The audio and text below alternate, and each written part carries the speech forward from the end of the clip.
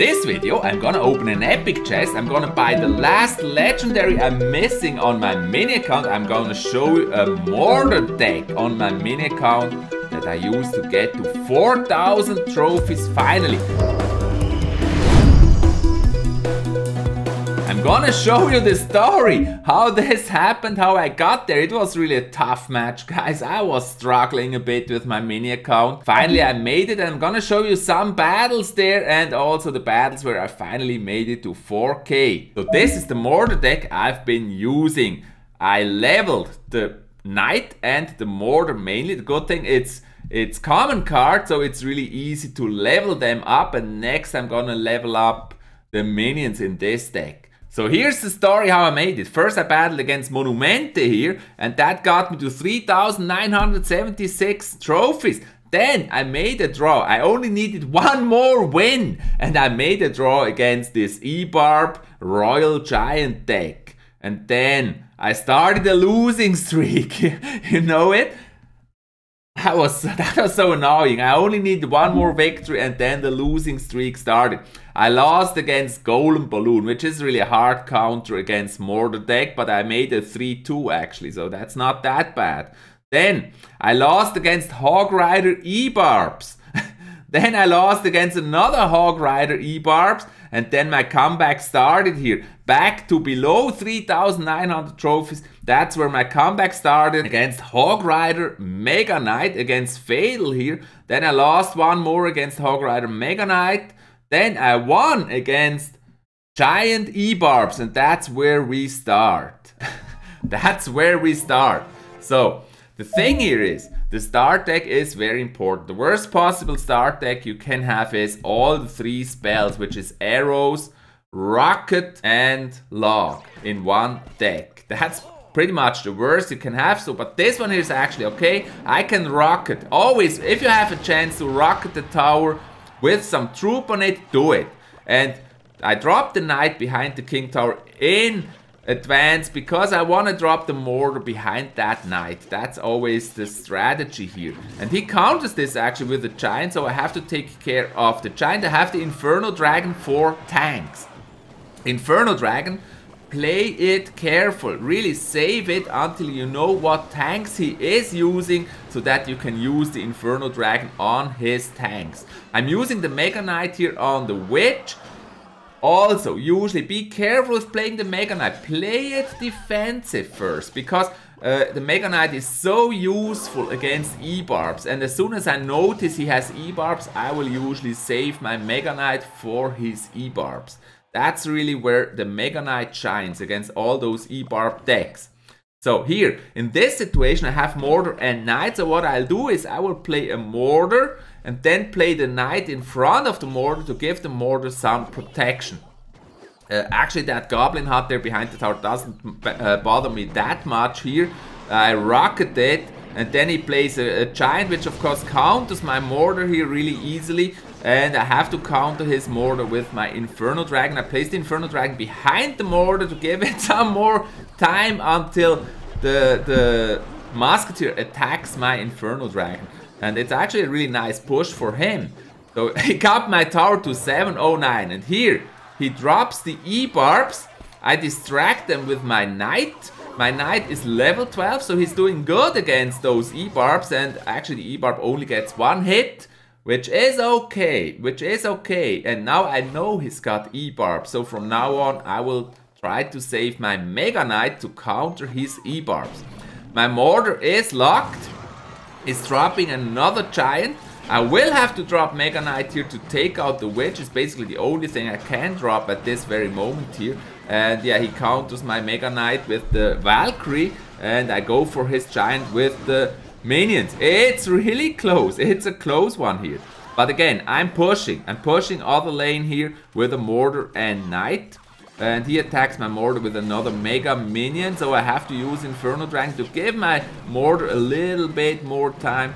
I'm not sure if that was really that effective. However, his tower is on 14. So with a log, I'm actually getting first tower here. Just because I was pushing the left lane. On my mini account, the Lumberjack is the only card I'm missing, and I got it in the shop.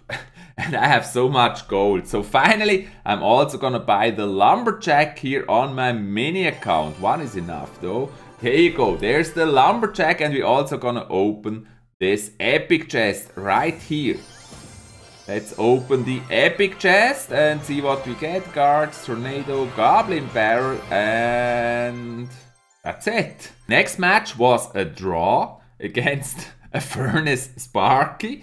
I don't know what happened there. Then another draw against D-Bran with a Mega Knight Hog Rider. Then I lost one, and then I played this match here against a Lavahound deck. There is some things to notice if you play this deck against a Lavahound deck. So one thing is, it's really weak against air. The basic defense against air is my Inferno Dragon, and that's why you don't want to play the Inferno Dragon first. I actually have a good start deck with the Knight, the Mega Knight, and the Mortar. That really allows me to push early, because I can, by placing the Mortar, I can bait him to attack the Mortar and then use Mega Knight or Knight to punish his defense of the Mortar. However, here I'm pushing other lane and he's not doing anything to attack the Mortar. He just ignores it. I play my Inferno Dragon early to take out his Lavahound, and now he finally drops his skeleton army, but I have the log ready. I'm taking some damage there, but all in all, I countered this really nice here against that Lavahound push with my Inferno Dragon, and my Mortar was able to do a lot of damage over there by pushing with the Mortar in the other lane, and he finally had to defend it. He wanted to create a strong Lavahound push, but he had to defend the Mortar. And for the mini P.E.K.K.A here, I'm using Mega Knight. It's probably not the best defense, but that's the only thing I had here to avoid him from hitting my tower. And yeah, I already pushed the other lane there. He uses Minion Horde, and that's where you need the arrows. That's why I have arrows in the deck, exactly for Minion Horde. It's so much value to arrow the Minion Horde, so I'm always looking for a chance to arrow Minion Hordes.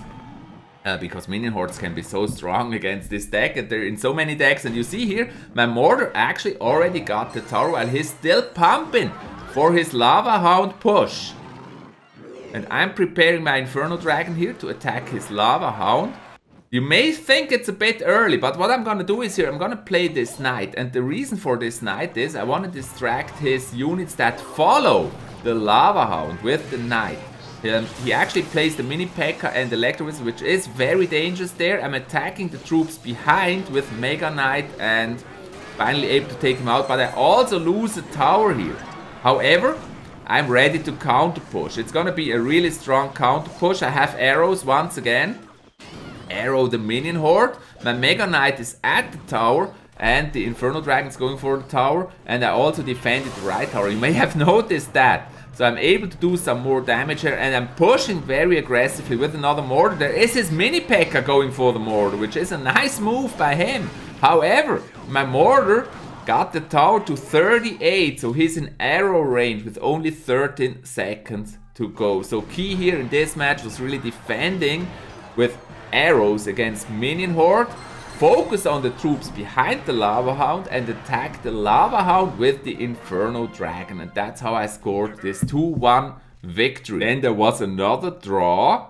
It's okay, guys. If you play Mortar deck, it's sometimes just okay to have a draw. I won against Hog Rider here, but that's not a battle I want to show you. I lost another one. It's some up and downs. And the battle I want to show you next is this one here against Mega Knight Hog Rider Wizard. So here, not the best start deck actually. So I'm hoping to play a Rocket first. I'm kind of undecisive there whether I play the Inferno Dragon or the Rocket. I'm not sure. Then he plays Hog Rider, which is actually good because that gives me a reason to play the Mega Knight. Mega Knight also a very nice Hog Rider counter. And also the result of this, because I dropped the Inferno Dragon, is I'm attacking both lanes. So he has to counter this. I'm usually playing the minions here to go against his Mega Knight to add some additional damage. The thing is, he has his Electro Wizard, which counters my Inferno Dragon easily. My minions going for the tower. My Mega Knight doesn't do anything. However, my high level minions are able to do a lot of damage over there. So that was a nice defense there against Hog Rider, Mega Knight with my Mega Knight minion defense. And even my Knight survived my knight that killed the Electro survived and did some tower damage. Now I'm ready to play a mortar. Why do I play the mortar defensive here? I don't have anything to protect the mortar. That's why I decided to play him defensive. And he attacks with Hog Rider and Bandit, and so I can counter this with that defensive mortar. It was kind of predictive because I knew he would attack with Hog Rider, Bandit, and I was also able to rocket his wizard there, which was really nice. And I didn't have Mega Knight or minions to protect the mortar, so I played it defensive. And this is really sad here, how he counters my Inferno, Inferno Dragon with his Electro Wizard. I don't like that. However, he's almost dead and just one shot from the tower kills him. So now I finally have what I need to play mortar. I have the knights, I have the mortar. And he plays Inferno Dragon, so I need minions or anything. And because Inferno Dragon's right lane, I play mortar left lane. He counters my mortar and I rocket his Inferno Dragon there. I counter his Mega Knight with my Inferno Dragon. However, he was able to take my mortar there, but my prince got to the tower on a slight, tiny little bit of health and got that tower. So really a thing here is consider both lanes when you play this mortar deck. And I'm using another Mega Knight here. My tower is almost dead on the left lane. I don't have Electro Wizard, so he can always counter with Inferno Dragon. But thing is, I got Rocket for his Inferno Dragon. And I'm gonna counter his Hog Rider here with the minions. But I mean, that tower is lost anyway, so I didn't really care here. And yeah, I'm pushing with another mortar as soon as I can. And there's the mortar. The good thing about this mortar, it will also attack that wizard. And he counters my mortar with a Mega Knight, where I have to use my Inferno Dragon. And he also has an Electro Wizard. So that's really a difficult situation here. I also played my Mega Knight. And it's Mega Knight against Mega Knight. And finally I'm able to take out his Mega Knight. And my Inferno Dragon going for his Inferno Dragon. And one more rocket. We're already in overtime. So I'm trying to cycle 2 rockets here. Don't be afraid to use rockets. Once that tower is below 1000, there is a good chance to rocket that tower. So I'm burning here his Hog. He plays another Electro Wizard, so I have to use Knight for the Electro Wizard. His Hog getting some damage, but I cycle to rocket and dang. That's a victory here against a strong deck against Mortar. Now the next one is a really popular deck and I 3-crowned him. It's a Prince Goblin Barrel deck, and I want to show you this one. This was really exciting, and you still see a lot of Goblin Barrels and you still see a lot of Princes on ladder at the moment. So let me show you this one here. Kind of good start deck. I always love to have Knight and Mortar and Minion Horde. That's also a very good start deck. Also Log helps to protect the Mortar, so I'm basically ready to Mortar push here. And I first log the Princess, and I start careful here. I start careful. I drop the Prince a little bit behind, then the Mortar behind the Prince. I'm ready for my first push. He drops Goblin Barrel. He completely ignores my Mortar. I arrow here. And that's the second good use of my arrows. Use the arrows against Goblin Barrel. I have arrows and Log, so the deck really shines against Goblin Barrel. And I'm able to protect my Mortar and get one more shell here against his tower. Now he drops another one of those annoying princesses. This time I'm using the Knight. And I'm already ready for another Mortar. Yes, I'm low on Elixir, but when the Knight is there, you have to try to push with the Mortar. He's also low on Elixir. When my Knight gets to the tower and my Mortar gets to... I knew in this moment I got to push because I knew he was very low on Elixir. He was defending and pushing before. And so I knew he was low on Elixir. And my Mortar, of course, is able to take this tower. And he's thinking what to do. And at this very moment when I got his tower, either he lost connection or he gave up. Because he probably knew he doesn't have a chance here. I got all the defenses for his deck. And so I won this one. And I only needed one more battle to get to 4,000 trophies. And I got against this very strong deck, the Balloon deck. And I 3-crowned him, and it's amazing. Let me show you how this worked. The balloon deck very strong against mortar, you may think, because the balloon can counter the mortar. So how did I play? I got a good starting hand here. I don't have the mortar though, but I have both knights. So what I'm gonna do, I try to cycle to the mortar. I drop this prince. Here he drops the 4 barbarians, and at this moment I knew I got him. This is such a nice push for my Mega Knight. So I can counter his wizard and 4 barbarians with my Mega Knight, and that gives me a strong counter push too. I even dropped the minions behind the Mega Knight. I do that because he might have an Inferno tower. And so I used the minions to distract. And my prince still alive, so yeah, let's go with a mortar. And again, arrows, very, very useful there. Let's arrow the minion horde. And I really own him now.